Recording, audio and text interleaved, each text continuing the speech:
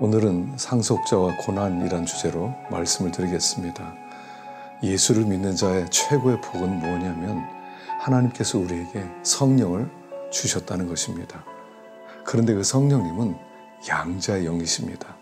그래서 성령을 받은 사람의 특징은 하나님을 아바 아버지라고 부르게 됩니다. 그런데 문제는 원래 우리는 상속자가 아니라는 겁니다. 진짜 하나님 나라 상속자는 예수님밖에 없습니다.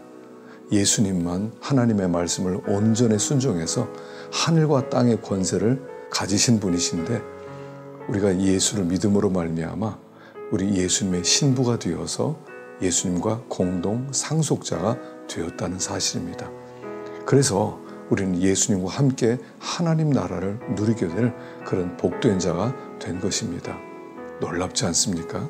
썩지 않고 더럽지 않고 쇠하지 않는 하늘나라를 이어받게 되었다는 것이 얼마나 놀라운 복인지 알 수가 없습니다. 그런데 문제가 있습니다. 그것은 우리가 그런 상속자의 자격이 아직 갖추어지지 않았다는 겁니다. 그래서 하나님은 상속자의 자격을 갖추기 위해서 우리에게 고난을 주십니다. 그래서 로마서 8장 18절에 생각건대 현재의 고난은 장차 우리에게 나타날 영광과 좋게 비교할 수 없도다 라고 하는 겁니다.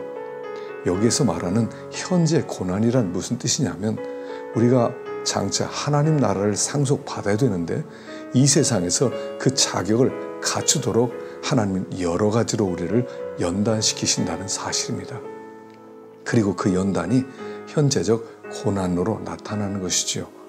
하나님은 우리를 세상에서 행복을 누려라, 세상에서 모든 것을 다 가져라 라고 말씀하지 않고 여기서 연단받아라, 훈련받아라, 그리고 하나님 나라를 상속해라, 나와 함께 세상을 다스리자 라고 말씀하는 겁니다. 그래서 하나님 우리에게 고난을 허락하셔서 우리를 연단하십니다. 우리를 다듬으십니다. 그래서 우리로 하여금 하나님 앞에 순종하는 자로 만들고 또 우리로 어떤 환경에서 감사하는 자로 만들고 우리로 겸손하게 자기를 깨뜨리는 자로 우리를 만들어 가십니다. 그리고 연단이 마치고 나면 하늘나라를 상속하게 되는 것입니다. 이 이야기를 가장 잘 보여주는 사람이 바로 요셉 이야기입니다. 요셉은 애굽이라는 곳으로 팔려가게 됩니다.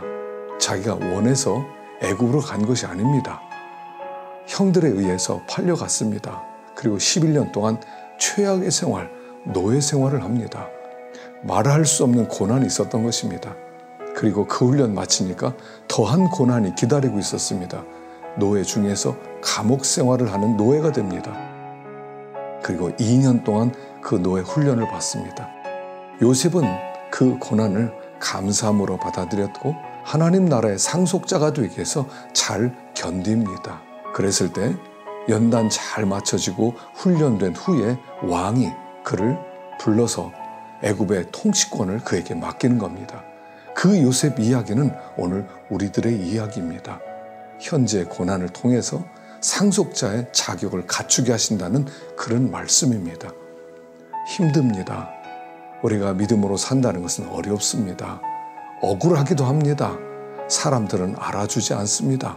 그럼에도 불구하고 현재 고난이 잘 끝마치게 되었을 때, 연단을 받게 되었을 때 하나님께서 우리에게 주실 썩지 않고 더럽지 않고 쇠하지 아니하는 하늘나라가 기다리고 있는 것입니다. 견뎌내십시오. 어떤 환경이든 감사함으로 받아들이십시오. 왜냐하면 그것을 통해서 나를 연단시키고 있기 때문입니다. 승리할 수 있기를 축원합니다.